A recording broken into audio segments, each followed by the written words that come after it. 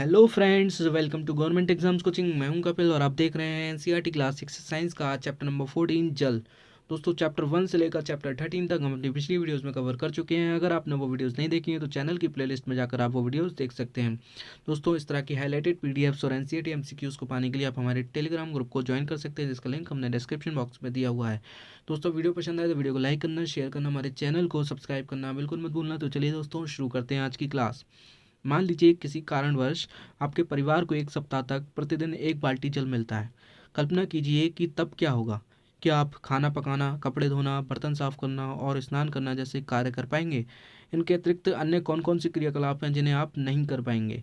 यदि काफ़ी लंबे समय तक हमें आसानी से जल प्राप्त नहीं होगा तो क्या होगा? पीने के अतिरिक्त ऐसे बहुत से क्रियाकलाप हैं जिनके लिए हम जल का उपयोग करते हैं। क्या आपको ये अनुमान है कि हम एक दिन में जल की लगभग कितनी मात्रा का उपयोग करते हैं? हम कितने जल का उपयोग करते हैं? चलिए क्रियाकलाप का वन देखते हैं। प्रतिदिन के उन सभी क्रियाकलापों की सूची बनाइए जिनमें आप जल का उपयोग करते हैं। सारणी 14.1 में कुछ क्रियाकलापों की सूची दी गई है। इसी प्रकार की सारणी अपनी नोटबुक में बनाइए। अब पूरे दिन में आप तथा आपके परिवार के सदस्यों द्वारा प्रत्येक क्रियाकलाप में प्रयुक्त जल की मात्रा मापिए। आप मापन के लिए मग, गिलास, बाल्टी या किसी अन्य बर्तन का उपयोग कर सकते हैं। तो दोस्तों, ये सारणी है। आपको यहाँ पर उपयोग किए हुए जल की मात्रा लिखनी है और यहाँ पर क्रियाकलाप लिखना है कि पीने में आपका कितना जल यूज़ होता है, ब्रश करने में कितना जल यूज़ होता है, नहाने में कितना पानी यूज़ होता है। तो आपको यहाँ पर सब फिल करना है। अब आप ये जान जाएंगे कि प्रतिदिन आपके परिवार में लगभग कितने जल का उपयोग होता है। इस जानकारी का उपयोग करके ये गणना कीजिए कि आपके परिवार को एक वर्ष में कितने जल की आवश्यकता होती है। अब जल की इस मात्रा को अपने परिवार के सदस्यों की संख्या से विभाजित कीजिए। यह आपके परिवार के एक सदस्य की एक वर्ष की जल की आवश्यकता का ज्ञान कराएगा। पता लगाइए कि आपके गांव या शहर में कितने लोग रहते हैं। अब आपको यह बोध हो जाएगा कि आपके शहर अथवा गांव के लिए एक वर्ष में कितने जल की आवश्यकता होगी। बुझो जिज्ञासु है कि क्या हमारे देश के विभिन्न क्षेत्रों में रहने वाले लोगों को समान मात्रा में जल उपलब्ध होता है? क्या ऐसे भी क्षेत्र हैं जहाँ के लोगों को उचित मात्रा में जल नहीं मिलता है? वे अपना काम कैसे चलाते हैं? जी हाँ दोस्तों, हमारे देश में कुछ क्षेत्र ऐसे भी हैं जहाँ लोगों को उचित मात्रा में जल नहीं मिल पाता है। आपने ऐसे बहुत से क्रियाकलापों की सूची बनाई है जिनमें आप जल का उपयोग करते हैं। क्या आप सोचते हैं कि हमारी जल की आवश्यकताएं इसी प्रकार के क्रियाकलापों तक ही सीमित हैं? हम गेहूं, चावल, दालें, सब्जियां तथा अन्य बहुत सी खाने की वस्तुओं का प्रतिदिन उपयोग करते हैं। हम जानते हैं कि कुछ रेशे जिनका उपयोग हम कपड़ा बनाने में करते हैं, पौधों से ही प्राप्त होते हैं। क्या इन्हें उगाने के लिए जल की आवश्यकता नहीं होती है? क्या आप जल के कुछ और उपयोग सोच सकते हैं? हमारे उपयोग की लगभग सभी वस्तुओं के उत्पादन में जल का उपयोग किया जाता है, इसलिए जल का उपयोग केवल दैनिक कार्यों के लिए ही नहीं वरन बहुत सी वस्तुओं के लिए उत्पादन के लिए हम करते हैं। जी हाँ दोस्तों, पेड़ पौधों को उगाने में, ठीक है, फसलों को उगाने में, पीने में और दैनिक क्रियाकलापों में हम जल का अधिक यूज़ करते हैं। दोस्तों, सोचिए कि अगर जल नहीं मिले तब क्या होगा। हम जल कहाँ से प्राप्त करते हैं? अपने उपयोग के लिए आप जल कहाँ से प्राप्त करते हैं? आप में से कुछ कहेंगे हम नदियों, झरनों, तालाबों, कुओं अथवा हैंडपंपों से जल प्राप्त करते हैं। कुछ अन्य यह कह सकते हैं कि हम जल टोंटियों से प्राप्त करते हैं। क्या आपने कभी सोचा है कि टोंटियों में जल कहाँ से आता है?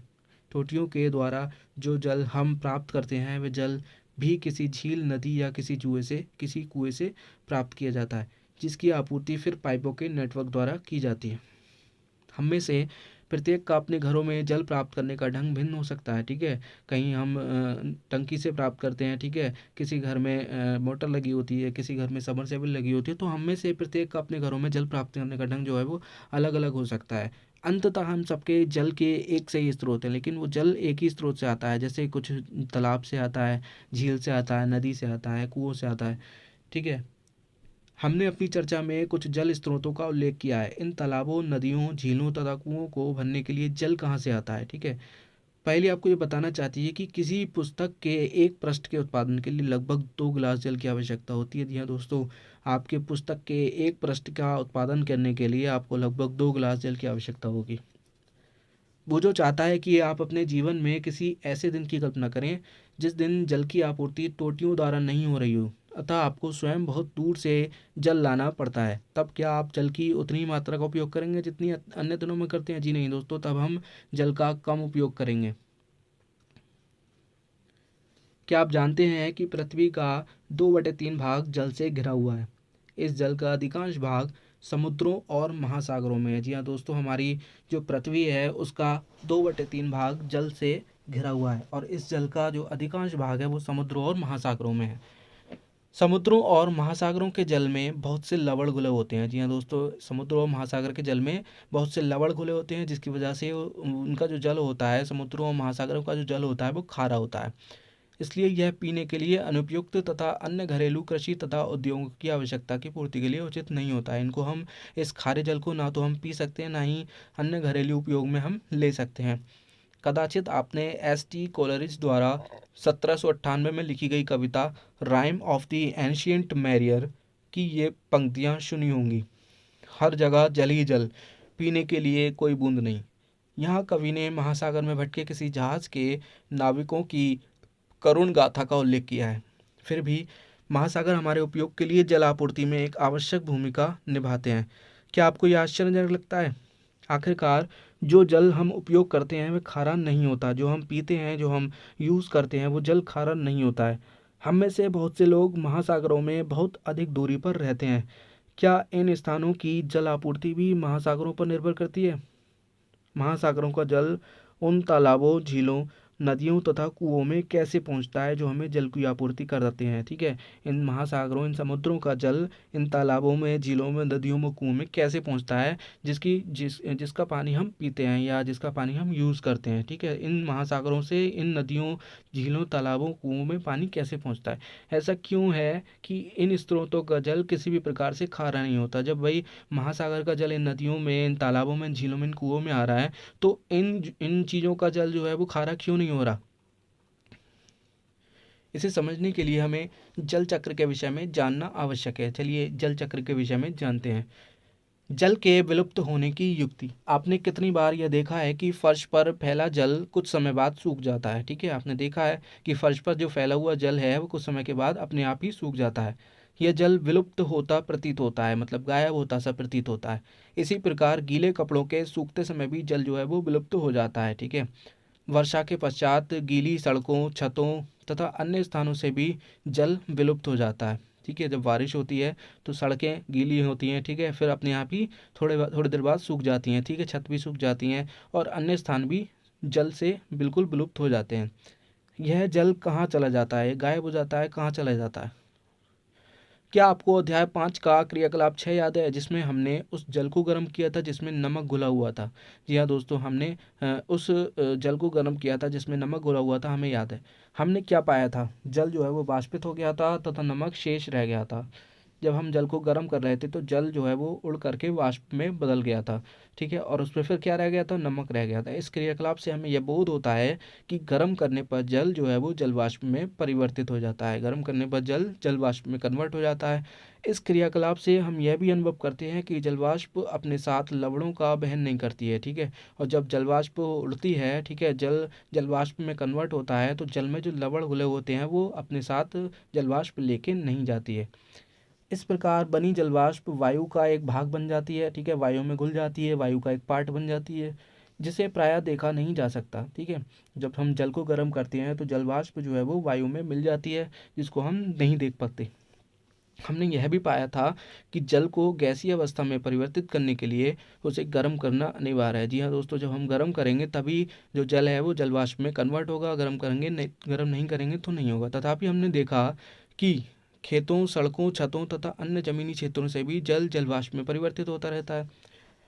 तो ये कैसे होता है? हमने अभी देखा था कि जब हम जल को गर्म करते हैं तभी जल जो है वो जलवाष्प में कन्वर्ट होता है, लेकिन खेतों, सड़कों, छतों तथा अन्य जमीनी क्षेत्रों से भी तो जल जलवाष्प में कन्वर्ट हो रहा है। ये कैसे हो रहा है? यहाँ हम गर्म थोड़ी कर रहे हैं। ठीक है, तो अध्याय 5 में हमने यह भी उल्लेख किया है कि महासागरों का खारा जल जो गहरे गड्ढों में छूट जाता है, वाष्पन के परिणाम स्वरूप नमक के ढेर के रूप में एकत्र हो जाता है। ठीक है, जो महासागर का जल है वो गहरे गड्ढों में रह जाता है और गहरे गड्ढों में जो जल होता है वो वाष्पन के परिणाम स्वरूप वाष्प में बदल जाता है। ठीक है, और वाष्प में बदल जाता है तो उनमें क्या बचता है? उनमें नमक का ढेर बचता है। वाष्पन के लिए आवश्यक यह ऊष्मा जल को कहाँ से प्राप्त होती है, आइए इसका पता लगाते हैं। ठीक है, तो जो वाष्प में बदल रही है, जो जल वाष्प में बदल रहा है, उसमें ऊर्जा कहाँ से आ रही है, ऊर्जा की वजह से ही तो बदल रहा है ना, ऊष्मा की वजह से बदल रहा है। जल जो है वो जल वाष्प में कन्वर्ट हो रहा है, लेकिन उसको यह ऊष्मा कहाँ से प्राप्त हो रही है, इस बात का हमें पता लगाना है। क्रियाकलाप 2 देखते हैं। दो एक जैसी प्लेट लीजिए, एक प्लेट को सूर्य के प्रकाश में तथा दूसरी को छाया वाले स्थान पर रखिए। अब इन दोनों प्लेटों में बराबर मात्रा में जल भरिए। जल को मापने के लिए आप किसी बोतल के ढक्कन का उपयोग कर सकते हैं। ध्यान रखिए कि जल इधर उधर ना छलके। प्रत्येक 15 मिनट पश्चात दोनों प्लेटों का परीक्षण कीजिए, क्या जल विलुप्त होता प्रतीत होता है, किस प्लेट का जल पहले विलुप्त होता है, जल के वाष्पन के लिए इस ऊर्जा का स्रोत क्या है।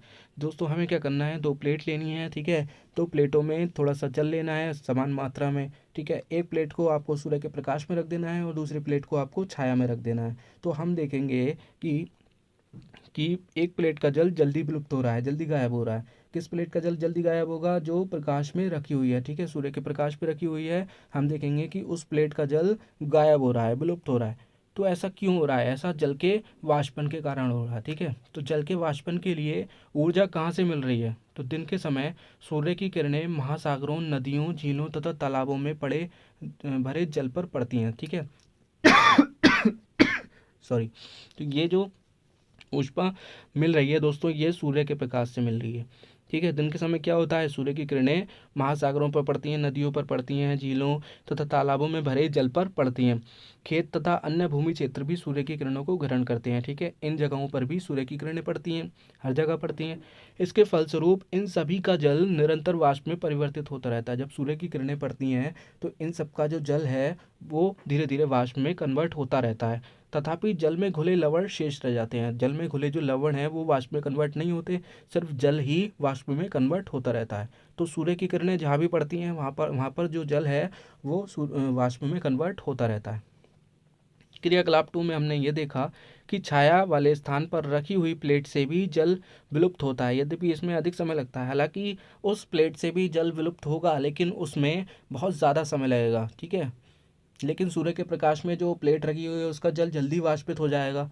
ठीक है, क्या सूर्य के प्रकाश की ऊष्मा यहाँ भी पहुँच जाती है, जी हाँ दोस्तों, हर जगह सूर्य के प्रकाश की ऊष्मा पहुँचेगी। हाँ, ऐसा इसलिए होता है क्योंकि दिन के समय हमारे चारों ओर की क्या होती है, वायु गर्म होती है। हमारे चारों ओर की वायु गर्म भी हो जाती है। गर्म वायु छाया में रखे जल को वाष्पित करने के लिए ऊष्मा प्रदान करती है।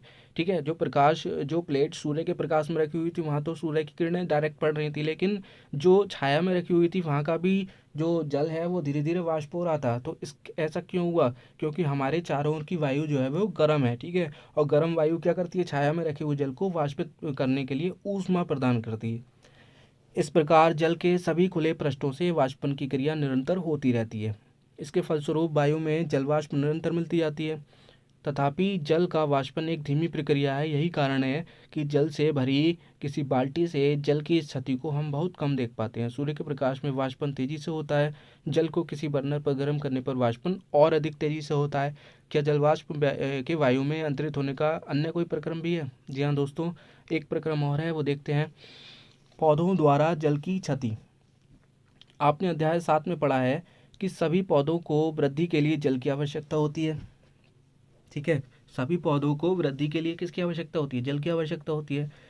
पौधे इस जल की कुछ मात्रा का उपयोग अपना भोजन बनाने में करते हैं तथा कुछ मात्रा को अपने विभिन्न भागों में सुरक्षित रखते हैं। ठीक है, कुछ जल का उपयोग क्या करते हैं, वो अपना भोजन बनाने में करते हैं और कुछ को अपने विभिन्न भागों में सेव करके रखते हैं।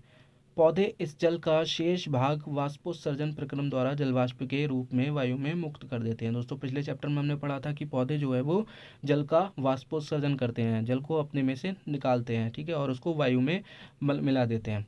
क्या आपको अध्याय 7 का वह क्रियाकलाप 4 याद है जिसमें आपने पत्तियों द्वारा जल के वाष्पोत्सर्जन का परीक्षण किया था? जी हाँ दोस्तों, हमने पत्तियों में पॉलीथीन की थैली को बांध करके देखा था कि पॉलीथीन की थैली में जल की कुछ बूंदें दिखाई देती हैं। तो ये वाष्पोत्सर्जन की प्रक्रिया का ही परिणाम था।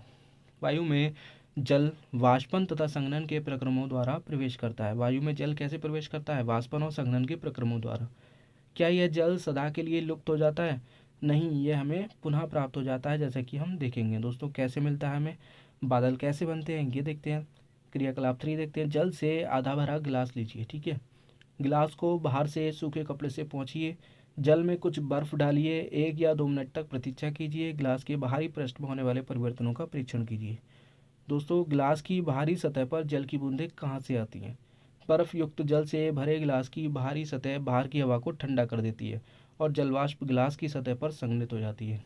दोस्तों, हमने अभी पढ़ा कि जब हम जल को गर्म करते हैं तो जल गर्म होकर वाष्प में कन्वर्ट हो जाता है, वायु में वाष्प मिल जाती है। ठीक है, अब वायु में वाष्प छिपी होती है, ये हमें पता है। तो जब वाष्प ठंडी सतह के संपर्क में आती है तो वाष्प जो है वो संघनित होकर जल की बूंदों के रूप में कन्वर्ट हो जाती है। तो इस प्रक्रिया को हम संघनन कहते हैं। ठीक है, क्या होता है, जब वायु में छिपी हुई जल वाष्प किसी ठंडी सतह के संपर्क में आती है तो वो जल की बूंदों के रूप में कन्वर्ट हो जाती है। इसको हम संघनन कहते हैं।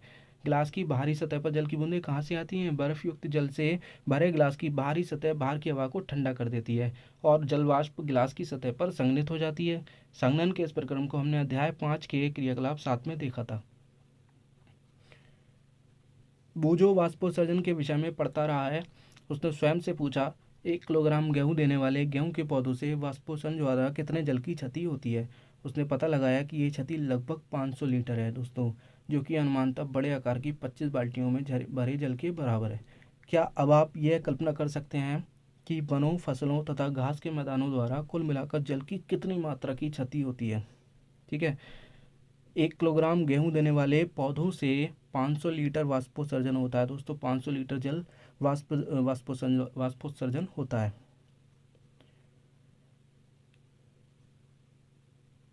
पहेली ने सर्दियों में प्रातःकाल घास की पत्तियों पर ओस की बूंद देखी हैं।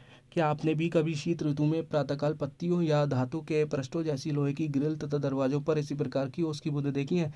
क्या यह भी संघनन के कारण है? क्या आपने गर्मियों में भी प्रातःकाल ऐसा होते देखा है? जी हाँ दोस्तों, ये भी संघनन का ही परिणाम होता है। जल को पृथ्वी के पृष्ठ पर पुनः वापस लाने में संघनन प्रक्रम की एक महत्वपूर्ण भूमिका है। यह कैसे होता है? जैसे जैसे हम पृथ्वी के पृष्ठ से ऊपर जाते हैं ताप कम हो जाता है दोस्तों। जैसे जैसे हम पृथ्वी के ऊपरी पृष्ठ पर जाते हैं, जैसे जैसे हम ऊपर जाते हैं, जैसे जैसे हम पहाड़ों पर जाते हैं तो टेम्परेचर जो है वो लो होता जाता है, टेम्परेचर कम होता जाता है। तो जैसे जैसे वायु ऊपर उठती जाती है ठंडी होती जाती है। ठीक है, जैसे जैसे वायु ऊपर जाती है तो वो भी ठंडी हो जाती है। तो पर्याप्त ऊंचाई पर वायु इतनी ठंडी हो जाती है कि इसमें उपस्थित जलवाष्प संघनित होकर छोटी छोटी जल की बूंदों, जिन्हें जल कणिका कहते हैं, में परिवर्तित हो जाता है। ठीक है, तो जब जैसे जैसे वायु जो है ऊपर उठती है ठंडी हो जाती है, और जब ठंडी हो जाती है तो वायु में छिपी हुई जो जलवाष्प है वो ठंडी होकर जल की बूंदों के रूप में कन्वर्ट हो जाती है। ठीक है, जिन्हें हम क्या कहते हैं? जल कणिका कहते हैं। यही छोटी छोटी जल कणिकाएं जो वायु में तैरती रहती हैं हमें बादलों के रूप में दिखाई देती हैं। इस प्रकार बनी हुई बहुत सी जल कणिकाएं आपस में मिलकर एक बड़े अमाप की जल की बूंदें बनाती हैं। इनमें से कुछ जल की बूंदें इतनी भारी हो जाती हैं कि वे नीचे की ओर गिरने लगती हैं। इन गिरती हुई बूंदों को ही हम क्या कहते हैं? वर्षा कहते हैं। विशेष परिस्थितियों में यह ओले या हिम के रूप में भी गिर सकती हैं। इस प्रकार वाष्पन तथा वाष्पोत्सर्जन द्वारा जल वायु में चला जाता है, बादल बनते हैं और वर्षा, ओले तथा हिम के रूप में जल जो है वो पुनः धरती पर वापस आ जाता है। ठीक है, जब हम जल को गर्म करते हैं तो जल वाष्प में बदलता है। ठीक है, पत्तियों से वाष्पोत्सर्जन होता है। ठीक है, तो जब ये वाष्पन और वाष्पोत्सर्जन द्वारा जो जलवाष्प है वो जल वायु में मिल जाएगा। ठीक है, वायु में जलवाष्प मिल जाएगी।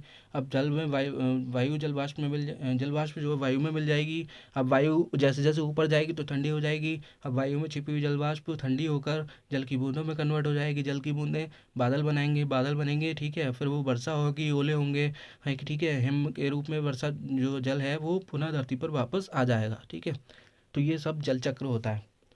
सर्दियों में प्रातःकाल धरती के पास बूझो ने कोहरा देखा है। ये विचार कर रहा है कि क्या यह भी ठंडी धरती के पास जलवाष्प का संघनन है? क्या आप सोचते हैं? आप क्या सोचते हैं? जी हाँ दोस्तों, ये भी संघनन का ही परिणाम होता है। पुनः महासागरों की ओर वर्षा तथा हिम के रूप में पृथ्वी के विभिन्न भागों में आए जल का क्या होता है? प्रायः समस्त भूपृष्ठ महासागरों के तल से ऊंचे होते हैं। जी हाँ दोस्तों, समस्त जो धरती होती है वो महासागर के तल से ऊंची होती है। तो वर्षा तथा हिम के रूप में भूमि पर गिरा अधिकांश जल अंततः महासागरों में वापस चला जाता है। जो ऊंचा होता है ना, धरती का ऊपर वाला पार्ट ऊंचा होता है जिस पर हम रहते हैं। ठीक है, और महासागर का जो तल होता है वो नीचे होता है। तो जो बारिश का जल होता है वो रिस करके महासागरों में चला जाता है। यह विभिन्न ढंगों से होता है। पर्वतों पर हिम पिघलकर जल बन जाती है, बर्फ पिघलकर क्या बन जाती है, जल बन जाती है। यह जल पहाड़ों से झरनों अथवा नदियों के नीचे रूप में नीचे गिरता है। कुछ जल जो वर्षा के रूप में भूमि पर गिरता है वह भी नदियों और झरनों के रूप में बह जाता है। अधिकांश नदियां भूमि पर लंबी दूरी तय करती हैं और अंततः किसी समुद्र या महासागर में गिर जाती हैं। तथापि कुछ नदियों का जल झीलों में बह जाता है। वर्षा का जल भी झीलों तथा तालाबों को भर देता है। वर्षा के जल का कुछ भाग भूमि द्वारा सोख लिया जाता है। ठीक है, कुछ भाग क्या होता है, भूमि के द्वारा सोख लिया जाता है और मृदा में विलुप्त हुआ प्रतीत होता है। जो मिट्टी होती है उसमें उसके जरिए वो वर्षा का जल नीचे चला जाता है। इस जल का कुछ भाग वाष्पन तथा वाष्पोत्सर्जन द्वारा वापस वायु में चला जाता है। शेष जल धीरे धीरे भूमि के नीचे रिसता है। इस जल का अधिकांश भाग हम भौम जल के रूप में उपलब्ध हो जाता है। ठीक है, कुओं का भरण भौम जल से ही होता है। इसी प्रकार कुछ झीलों के जल का स्रोत भी भौम जल ही होता है। हैंडपंप तथा नलकूप से खींचा गया जल भौम जल से ही आता है। जिन क्षेत्रों में अधिक हैंडपंप या नलकूप होते हैं वहाँ पर भौम जल प्राप्त करने के लिए हमें गहरी खुदाई की आवश्यकता होती है। अति उपयोग के कारण भौम जल के स्तर की यह क्षति चिंता का विषय है। पहली एक चिंता को आपसे बांटना चाहती है। उन क्षेत्रों में जहाँ भूमि पर वनस्पति बहुत कम है या बिल्कुल ही नहीं है वहाँ वर्षा का जल शीघ्र बह जाता है। जी हाँ दोस्तों, जहाँ पर वनस्पति कम है, जहाँ पर बड़ी बड़ी बिल्डिंगें बन गई हैं, शहरों में बिल्डिंगें बन रही हैं और उद्योग बन रहे हैं, तो वहाँ पर जो मिट्टी है वहाँ पर नहीं होगी, जिसकी वजह से जो वर्षा का जल है वो वहाँ पर नहीं रुकेगा और बह जाएगा। बहुत से ऐसे भी क्षेत्र हैं जहाँ पर अधिकांश जमीन कंक्रीट से ढकी होती है। ऐसी भूमि में जल का रिसाव बहुत कम होता है, जिससे अंततः भौम जल की उपलब्धता प्रभावित हो जाती है। वर्षा का बहता जल अपने साथ मृदा के ऊपरी पृष्ठ को भी बहा ले जाता है। अब हम ये जानते हैं कि भूमि की सतह पर वर्षा रूपी जल ओलों तथा हिम के रूप में महासागरों में वापस पहुंच जाता है। सॉरी। इस प्रकार जल पृथ्वी की ऊपरी सतह से जलवाष्प के रूप में वायु में जाता है, वर्षा ओलों तथा हिम के रूप में वापस लौटता है और अंत में वापस महासागरों में लौट जाता है। जल के इस प्रकार चक्रण करने को जल चक्र कहते हैं। समुद्र तथा भूमि के बीच यह जल चक्र एक निरंतर प्रक्रिया है। यह भूमि पर जल की आपूर्ति को बनाए रखता है। यदि भारी वर्षा हो तो क्या होगा? वर्षा का समय, अवधि तथा मात्रा विभिन्न स्थानों पर भिन्न भिन्न होता है। ठीक है, वर्षा कितनी होती है, ज़्यादा होती है या कम होती है, ठीक है, क्वांटिटी कितनी है, ये हर स्थान पर अलग अलग होती है। संसार के कुछ भागों में पूरे वर्ष वर्षा होती रहती है, जबकि कुछ स्थान ऐसे भी हैं जहाँ पर वर्षा कुछ दिनों के लिए ही होती है। हमारे देश में अधिकांश वर्षा मानसून के मौसम में होती है। विशेषतः गर्मी के गर्म दिनों के बाद वर्षा हमें राहत प्रदान करती है। बहुत सी फसलों का बोए जाना मानसून के आने पर निर्भर करता है, परंतु अत्यधिक वर्षा से बहुत सी समस्याएं भी उत्पन्न हो सकती हैं। भारी वर्षा से नदियों, झीलों तथा तालाबों का जल स्तर बढ़ सकता है। ऐसा होने पर जल एक बड़े क्षेत्र में फैलकर बाढ़ का कारण बन सकता है। यह खेतों, वनों, गांवों और शहरों को जलमग्न कर सकता है। हमारे देश में बाढ़ से फसलें, पालतू जानवर, संपदा तथा मानव जीवन की अपार क्षति होती है। बाढ़ के समय जल में रहने वाले जीव भी बह जाते हैं। प्रायः जब बाढ़ का जल उतरता है तो ये जलाशय जीव थल भाग में फंसकर मर जाते हैं। वर्षा भूमि पर रहने वाले जीवों को भी प्रभावित करती है। यदि कभी काफ़ी समय तक वर्षा ना हो तो क्या होगा दोस्तों? क्या आप कल्पना कर सकते हैं कि यदि किसी क्षेत्र में एक वर्ष या उससे भी अधिक समय तक वर्षा ना हो तो क्या होगा? वाष्पन एवं बाष्पोत्सर्जन द्वारा मृदा से लगातार जल की क्षति होती रहती है। जी हाँ दोस्तों, वाष्पन और वाष्पोत्सर्जन तो होता रहेगा क्योंकि ये वर्षा द्वारा वापस नहीं लाया जा रहा है, इसलिए मृदा सूख जाती है। ठीक है, अब उस वाष्पोत्सर्जन और वाष्पन को वापस से वर्षा द्वारा नहीं आ रहा है। ठीक है, वह जल वापस वर्षा द्वारा नहीं आ रहा है, तो इसलिए मृदा सूख जाएगी। उस क्षेत्र के तालाब और कुओं में जल का स्तर भी गिर जाएगा और उनमें से कुछ सूख भी जाएंगे। भौम जल की भी कमी हो जाएगी, इससे सूखा भी पड़ सकता है। सूखे की स्थिति में खाद्यान्न और चारा प्राप्त करना दुर्लभ हो जाता है। कदाचित आपने हमारे देश या संसार के कुछ भागों में पड़े सूखे के बारे में सुना होगा। कि आपको जानकारी है कि इन क्षेत्रों में रहने वाले लोगों को किन किन कठिनाइयों का सामना करना पड़ता है? इन परिस्थितियों में पशुओं और वनस्पतियों का क्या होता है? अपने माता पिता तथा पड़ोसियों से चर्चा करके अथवा समाचार पत्रों व मैगजीन में पढ़कर इनके बारे में पता लगाने का प्रयास कीजिए। हम जल को कैसे संरक्षित कर सकते हैं, हम जल को कैसे सुरक्षित रख सकते हैं? पृथ्वी पर उपलब्ध जल का केवल एक छोटा भाग ही पौधों, जंतुओं तथा मनुष्यों के प्रयोग के लिए उपयुक्त होता है। जी हाँ दोस्तों, अधिकांश जल महासागरों में, जिसे सीधे ही उपयोग में नहीं लाया जा सकता है। हम जब भौम जल का स्तर अत्यधिक गिर जाता है तब भौम जल का और अधिक उपयोग नहीं कर सकते हैं। पृथ्वी पर जल की कुल मात्रा समान रहती है, परंतु उपयोग के लिए जल की मात्रा अत्यंत सीमित है। पृथ्वी पर जल की मात्रा तो समान है, लेकिन जो उपयोग किए जाने वाला जल है वो अत्यंत सीमित है और उसकी मात्रा भी घटती जा रही है। जल की मांग प्रतिदिन बढ़ रही है। जनसंख्या वृद्धि के साथ साथ जल का उपयोग करने वाले लोगों की संख्या भी बढ़ रही है। बहुत से नगरों में जल भरने के लिए लंबी कतारों का दिखना एक साधारण दृश्य है। खाने की वस्तुओं के उत्पादन और उद्योगों में भी जल की अधिक मात्रा का प्रयोग हो रहा है। इन्हीं कारणों से संसार के बहुत से भागों में जल की जो है वो कमी हो गई है। इसलिए यह आवश्यक है कि जल का विवेकपूर्ण और बुद्धिमानी से उपयोग किया जाए। हम सावधानी बरतें जिससे कि जल जो है वो व्यर्थ ना हो। वर्षा के जल का संग्रहण। बारिश का जो जल है उसका संग्रहण कैसे कर सकते हैं हम? वर्षा के जल को एकत्र करना और उसका भंडारण करके बाद में प्रयोग करना जल की उपलब्धता में वृद्धि करने का एक उपाय है। इस उपाय द्वारा वर्षा का जल एकत्र करने को वर्षा जल संग्रहण कहते हैं। वर्षा जल संग्रहण का मूल मंत्र यह है कि जल जहाँ गिरे वहीं एकत्र कीजिए। वर्षा के उस जल का क्या होता है जो ऐसे क्षेत्रों में गिरता है जहाँ अधिकांश क्षेत्रों में कंक्रीट की सड़कें और मकान होते हैं, जहाँ पर मिट्टी नहीं होती है। ये नालियों में बह जाता है, क्या ऐसा नहीं है? जी हाँ, बिल्कुल ऐसा ही है। इस प्रकार वर्षा जल का कुछ भाग बहकर नदियों या झीलों तक पहुंच जाता है, जो कि बहुत दूरी पर हो सकते हैं। क्योंकि यह जल हमारे चारों ओर भूमि में वापस नहीं गया है, अतः इस जल को घरों में वापस लाने के लिए हमें अत्यधिक प्रयास करने की आवश्यकता होगी। वर्षा जल संग्रहण की यहाँ दो तकनीकों का उल्लेख किया गया है। छत के ऊपर वर्षा जल संग्रहण। इस प्रणाली में भवनों की छत पर एकत्रित वर्षा के जल को भंडारण टैंक में पाइपों द्वारा पहुंचाया जाता है। इस जल में छत पर उपस्थित मिट्टी के कण हो सकते हैं, जिन्हें उपयोग करने से पहले निस्संदित करना आवश्यक होता है। इस जल को भंडारण टैंक में एकत्रित करने के स्थान पर सीधे ही पाइपों द्वारा जमीन में बने किसी गड्ढे तक ले जाया जा सकता है, जहां से यह मिट्टी में रिसाव द्वारा भौम जल की पुनः पूर्ति करेगा। एक दूसरा विकल्प है कि सड़क के किनारे बनी नालियों द्वारा एकत्रित वर्षा का जल जल में भूमि में सीधे पहुंचने दिया जाए। ठीक है, तो दोस्तों चैप्टर फिनिश हो चुका है। सारांश पढ़ते हैं। जल जीवन के लिए आवश्यक है। जी हाँ, बिल्कुल आवश्यक है।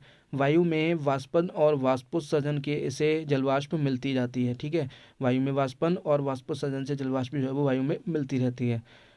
जलवाष्प वायु में संघनित होकर छोटी छोटी जल की बूंदें बनाती है, जो बादल जैसे दिखाई देती हैं। बहुत सी छोटी जल की बूंदें परस्पर मिलकर वर्षा, हिम अथवा ओले के रूप में गिरती हैं। वर्षा, ओले तथा हिम नदियों, झीलों, तालाबों, कुओं तथा मिट्टी में जल की पुनः पूर्ति करते हैं। महासागरों तथा जलीय भागों के बीच जल के चक्रण को क्या कहते हैं? जल चक्र कहते हैं।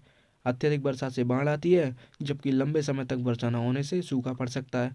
पृथ्वी पर उपयोग करने योग्य जल की मात्रा सीमित है, इसलिए विवेकपूर्ण उपयोग की आवश्यकता है। चलिए रिक्त स्थान भर लेते हैं। जल को वाष्प में परिवर्तित करने के प्रक्रम को क्या कहते हैं? जल को वाष्प में परिवर्तित करने के प्रक्रम को जलवाष्प कहते हैं। जलवाष्प को जल में परिवर्तित करने के प्रक्रम को संघनन कहते हैं। दोस्तों, जलवाष्प को जल में कन्वर्ट करने के प्रक्रम को हम कहते हैं संघनन। एक वर्ष या इससे अधिक समय तक वर्षा न होना उस क्षेत्र में सूखा लाता है। जी हाँ दोस्तों, सूखा। ठीक है, अत्यधिक समय तक वर्षा नहीं होगी तो उस क्षेत्र में सूखा हो जाएगा। अत्यधिक वर्षा से क्या आती है दोस्तों? बाढ़ आती है। अत्यधिक वर्षा से बाढ़ आती है। नीचे लिखे में से प्रत्येक का क्या यह वाष्पन अथवा संघनन के कारण से है? ठंडे जल से भरे गिलास की बाहरी सतह पर जल की बूंदों का दिखना। ठंडे जल से भरे गिलास की बाहरी सतह पर जल की बूंदों का दिखना दोस्तों ये संघनन के कारण होता है। गीले कपड़ों पर इस्त्री करने पर भाप का ऊपर उठना दोस्तों वाष्पन। सर्दियों में प्रातःकाल कोहरे का दिखना दोस्तों संघनन। गीले कपड़े से पोंछने के बाद श्याम पट्ट कुछ समय बाद सूख जाता है, तो दोस्तों ये वाष्पन की प्रक्रिया का परिणाम है। गर्म छड़ के ऊपर जल छिड़कने से भाप का ऊपर उठना। भाप का ऊपर उठना होना दोस्तों वाष्पन हो रहा है यहाँ पर। सत्य असत्य देखते हैं। वायु में जलवाष्प केवल मानसून के समय में उपस्थित रहती है? जी नहीं दोस्तों, जलवाष्प जो है वो हर समय उपस्थित होती है। जल महासागरों, नदियों तथा झीलों से वाष्पित होकर वायु में मिलता है, परंतु भूमि से वाष्पित नहीं होता। जी नहीं दोस्तों, जल जो है वो हर जगह से वाष्पित होता है, तो ये गलत हो जाएगा। जल के जलवाष्प में परिवर्तन की प्रक्रिया वाष्पन कहलाती है। जी हाँ दोस्तों, जल के जलवाष्प में कन्वर्ट होने की प्रक्रिया को हम वाष्पन कहते हैं। ये बिल्कुल सही है। जल का वाष्पन केवल सूर्य के प्रकाश में ही होता है? जी नहीं दोस्तों, जल का वाष्पन केवल सूर्य के प्रकाश में नहीं होगा, हर जगह होगा। ठीक है, तो ये गलत हो जाएगा। वायु की ऊपरी परतों में जहाँ ये और अधिक ठंडी होती है, जलवाष्प संघनित होकर छोटी छोटी जलकणिकाएं बनाती है। जी हाँ दोस्तों, बिल्कुल सही है। तो दोस्तों ये था क्लास 6 साइंस का चैप्टर नंबर 14। दोस्तों इसी तरह की वीडियोस को पाने के लिए आप हमारे चैनल को सब्सक्राइब कर सकते हैं। दोस्तों ये वीडियो पसंद आई हो तो वीडियो को लाइक करना, शेयर करना, और इस तरह की हाईलाइटेड पीडीएफ्स और एनसीईआरटी एमसीक्यूज को पाने के लिए आप हमारे टेलीग्राम ग्रुप को ज्वाइन कर सकते हैं। दोस्तों बने रहिए हमारे साथ, मिलते हैं आपसे नेक्स्ट वीडियो में, तब तक के लिए गुड बाय।